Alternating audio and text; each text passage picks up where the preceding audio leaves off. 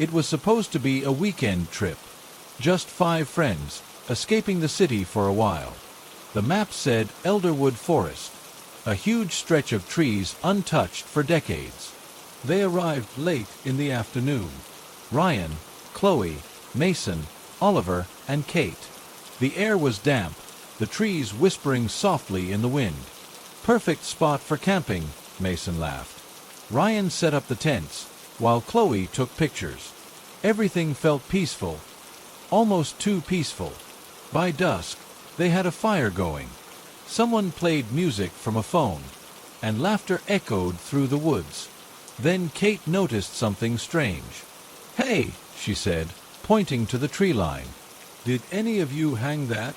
It was a charm, made of sticks, tied with red string, dangling from a low branch. Ryan frowned. No, probably someone's prank. They ignored it. But an hour later, when Mason went to gather more firewood, he found 3 more, hanging in a perfect circle around the camp. He came back pale. "Guys, someone's out there." They turned off the music. The forest felt heavier, quieter. Even the crickets had stopped. That night, none of them really slept. Every few minutes, there was a crack, a twig snapping, footsteps circling the tents. At 2:13 a.m., Chloe's camera turned on by itself. The red light blinked once, then again. The lens turned, pointing toward the trees. In the footage recovered later, a shadow moved between the trunks. Tall, thin, almost human. Then came the whispering. 5 voices, each whispering a name. The camera fell. The image shook violently, until only darkness remained. Morning came. A rescue team found the campsite torn apart. 5 sleeping bags. No people. The only thing left untouched was Chloe's camera, still recording. The last frame showed 5 figures, standing deep inside the woods, their backs to the camera. All of them looked exactly the same. A year had passed since the Elderwood incident. 5 friends had gone missing. No bodies were ever found, only a camera, and hours of corrupted footage. People avoided the forest after that. The government fenced it off, calling it unsafe for civilians. But strange things kept happening. Campfires spotted from satellite images. Distant voices picked up by forest rangers' radios. All between 2 and 3 a.m. So when Detective Lewis and his team were assigned to re-enter the area, they thought it would be simple. Collect evidence, close the case. It wasn't. The forest was silent. No wind, no birds, nothing. Just that heavy, unmoving air. Lewis looked at the map. "We're close to the campsite," he said. They found it, or what was left of it. The tents were shredded, and under the ashes of the old fire, they found 5 things. A watch, a phone, a bracelet, a pair of glasses, and a silver ring, each belonging to one of the missing friends. "Bag them," Lewis ordered. As the team began to pack up, one of the officers, Harris, called out, "Sir, there's someone out here." Lewis turned. In the distance, through the trees, 5 silhouettes were standing. "Hey!" he shouted. "Police!" No response. The figures didn't move. He raised his flashlight. That's when they all turned, in perfect unison. The light hit their faces, and Lewis froze. They were smiling. The same 5 faces from the missing persons posters. Eyes hollow, skin pale, mouth stretched too wide. "Back to the car!" Lewis yelled. But Harris was gone. Only his flashlight remained, rolling slowly toward the trees. The forest began to whisper. 5 voices again, repeating the same words, over and over. "You found us. Now stay." Lewis ran. Branches whipped against his face. Something grabbed his jacket, cold fingers, pulling. when the rescue unit finally reached him at dawn. He was sitting beside the burned clearing, staring blankly into the ashes. He was alive, but couldn't speak for days. When he finally did, he only said one thing: they weren't lost. They were waiting. It was supposed to be a weekend trip. Just 5 friends, escaping the city for a while. The map said Elderwood Forest, a huge stretch of trees untouched for decades. They arrived late in the afternoon. Ryan, Chloe, Mason, Oliver, and Kate. The air was damp, the trees whispering softly in the wind. Perfect spot for camping, Mason laughed. Ryan set up the tents, while Chloe took pictures. Everything felt peaceful, almost too peaceful. By dusk, they had a fire going. Someone played music from a phone, and laughter echoed through the woods. Then Kate noticed something strange. "Hey," she said, pointing to the tree line. "Did any of you hang that?" It was a charm, made of sticks, tied with red string, dangling from a low branch. Ryan frowned. No, probably someone's prank. They ignored it. But an hour later, when Mason went to gather more firewood, he found 3 more, hanging in a perfect circle around the camp. He came back pale. "Guys, someone's out there." They turned off the music. The forest felt heavier, quieter. Even the crickets had stopped. That night, none of them really slept. Every few minutes, there was a crack, a twig snapping, footsteps circling the tents. At 2:13 a.m., Chloe's camera turned on by itself. The red light blinked once, then again. The lens turned, pointing toward the trees. In the footage recovered later, a shadow moved between the trunks. Tall, thin, almost human. Then came the whispering. 5 voices, each whispering a name. The camera fell. The image shook violently, until only darkness remained. Morning came. A rescue team found the campsite torn apart. 5 sleeping bags. No people. The only thing left untouched was Chloe's camera, still recording. The last frame showed 5 figures, standing deep inside the woods, their backs to the camera. All of them looked exactly the same. A year had passed since the Elderwood incident. 5 friends had gone missing. No bodies were ever found, only a camera, and hours of corrupted footage. People avoided the forest after that. The government fenced it off, calling it unsafe for civilians. But strange things kept happening. Campfires spotted from satellite images. Distant voices picked up by forest rangers' radios. All between 2 and 3 a.m. So when Detective Lewis and his team were assigned to re-enter the area, they thought it would be simple. Collect evidence, close the case. It wasn't. The forest was silent. No wind, no birds, nothing. Just that heavy, unmoving air. Lewis looked at the map. "We're close to the campsite," he said. They found it, or what was left of it. The tents were shredded, and under the ashes of the old fire, they found 5 things: a watch, a phone, a bracelet, a pair of glasses, and a silver ring, each belonging to one of the missing friends. "Bag them," Lewis ordered. As the team began to pack up, one of the officers, Harris, called out, "Sir, there's someone out here." Lewis turned. In the distance, through the trees, 5 silhouettes were standing. "Hey!" he shouted. "Police!" No response. The figures didn't move. He raised his flashlight. That's when they all turned, in perfect unison. The light hit their faces, and Lewis froze. They were smiling. The same 5 faces from the missing persons posters. Eyes hollow, skin pale, mouth stretched too wide. "Back to the car!" Lewis yelled. But Harris was gone. Only his flashlight remained, rolling slowly toward the trees. The forest began to whisper. 5 voices again, repeating the same words, over and over. You found us.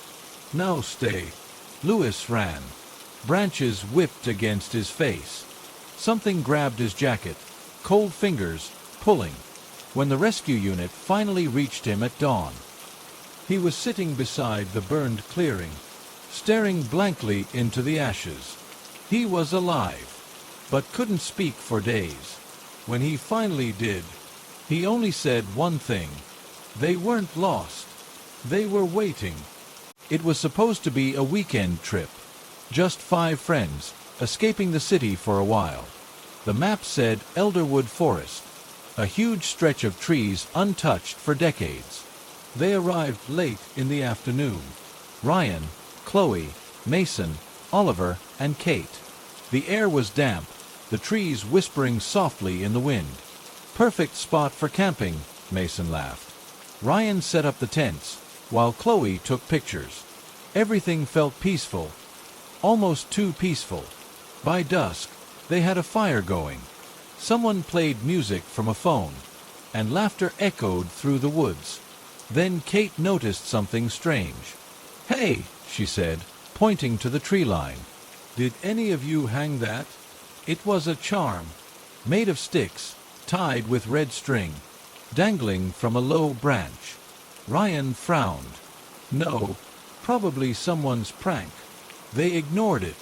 But an hour later, when Mason went to gather more firewood, he found 3 more, hanging in a perfect circle around the camp. He came back pale. Guys, someone's out there. They turned off the music. The forest felt heavier, quieter. Even the crickets had stopped. That night, none of them really slept. Every few minutes, there was a crack, a twig snapping, footsteps circling the tents. At 2:13 a.m., Chloe's camera turned on by itself. The red light blinked once, then again. The lens turned, pointing toward the trees. In the footage recovered later, a shadow moved between the trunks. Tall, thin, almost human. Then came the whispering. 5 voices, each whispering a name. The camera fell. The image shook violently, until only darkness remained. Morning came. A rescue team found the campsite torn apart. 5 sleeping bags. No people. The only thing left untouched was Chloe's camera, still recording. The last frame showed 5 figures, standing deep inside the woods, their backs to the camera. All of them looked exactly the same. A year had passed since the Elderwood incident. 5 friends had gone missing. No bodies were ever found, only a camera, and hours of corrupted footage. People avoided the forest after that. The government fenced it off, calling it unsafe for civilians. But strange things kept happening. Campfires spotted from satellite images. Distant voices picked up by forest rangers' radios. All between 2 and 3 a.m. So when Detective Lewis and his team were assigned to re-enter the area, they thought it would be simple. Collect evidence, close the case. It wasn't. The forest was silent. No wind, no birds, nothing. Just that heavy, unmoving air. Lewis looked at the map. We're close to the campsite, he said. They found it, or what was left of it. The tents were shredded, and under the ashes of the old fire, they found 5 things. A watch, a phone, a bracelet, a pair of glasses, and a silver ring, each belonging to one of the missing friends. Bag them, Lewis ordered. As the team began to pack up, one of the officers, Harris, called out, "Sir, there's someone out here." Lewis turned. In the distance, through the trees, 5 silhouettes were standing. "Hey!" he shouted. "Police!" No response. The figures didn't move. He raised his flashlight. That's when they all turned. In perfect unison. The light hit their faces, and Lewis froze. They were smiling.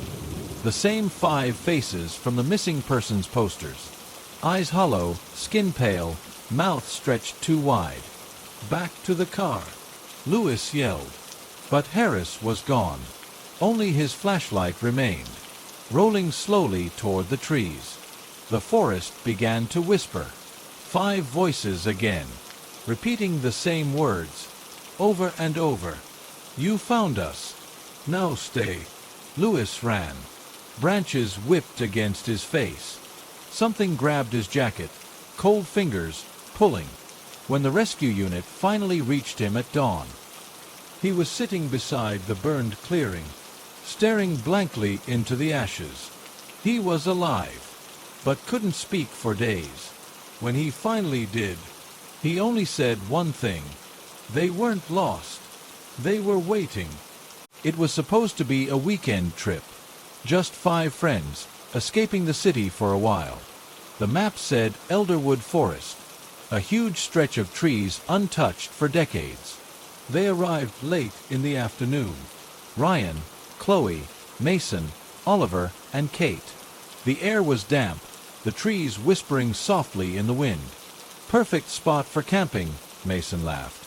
Ryan set up the tents, while Chloe took pictures. Everything felt peaceful, almost too peaceful.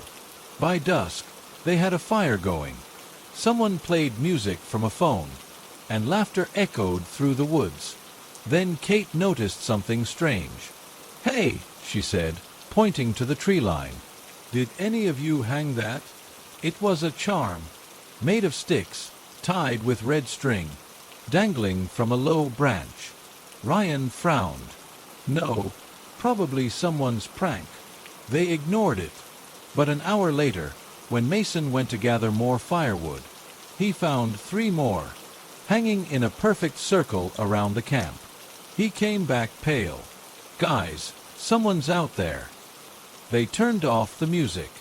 The forest felt heavier, quieter. Even the crickets had stopped. That night, none of them really slept. Every few minutes, there was a crack, a twig snapping, footsteps circling the tents. At 2:13 a.m., Chloe's camera turned on by itself. The red light blinked once, then again. The lens turned, pointing toward the trees. In the footage recovered later, a shadow moved between the trunks. Tall, thin, almost human. Then came the whispering.